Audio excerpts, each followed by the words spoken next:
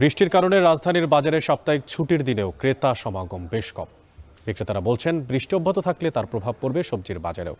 বাজারের সবশেষ খবর জানতে যুক্ত হচ্ছি সহকর্মী মাঝারি ইমনের সাথে। ইমন, আপনার মাধ্যমে জানতে চাই, দিনের এই মধ্যভাগটাতে রাজধানীর বাজারে নিত্যপণ্যের দর কেমন দেখতে পাচ্ছেন?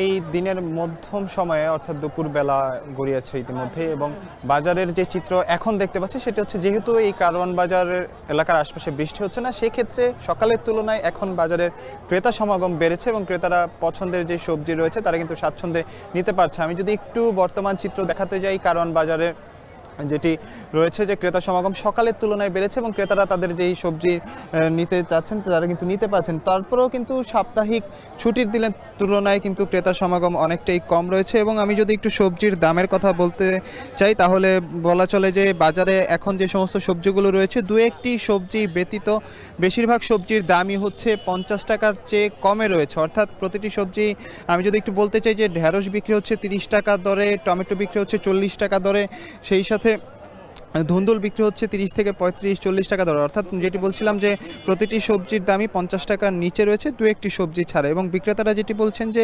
বিক্রির কারণে মূলত যে সবজির যেই কম দামে বিক্রি করে দেওয়ার বিষয় সেটি তারা আনছেন। তবে বিক্রেতাদের শঙ্কা যে এই বৃষ্টি যদি ধারাবাহিকভাবে থাকে নগরে, শহরে এবং গ্রামাঞ্চলে, সেক্ষেত্রে মূলত এই কাঁচা বাজারের সবজির দামের উপরে প্রভাব পড়বে। তবে এখন পর্যন্ত সবজির দাম ক্রেতারাও যেটি বলছেন যে তাদের নাগালের মধ্যে রয়েছে। এবং পাশাপাশি আমি কারওয়ান বাজারের বিভিন্ন জায়গায় গিয়েছি, সেখানে আমরা দেখেছি যে টানা বৃষ্টির ফলে কারওয়ান বাজারের একটা বড় অংশ কিন্তু তলিয়ে গেছে। সেক্ষেত্রে ব্যবসায়ীরা এবং ক্রেতারা উভয়ই ভোগান্তির মধ্যে পড়েছে। সেই সাথে মুরগির বাজারও আমরা দেখেছি গত এক সপ্তাহের তুলনায় ব্রয়লার এবং সোনালী মুরগি 5 থেকে 15 টাকা পর্যন্ত দাম বেড়েছে গত শুক্রবারের তুলনায় এই সপ্তাহে।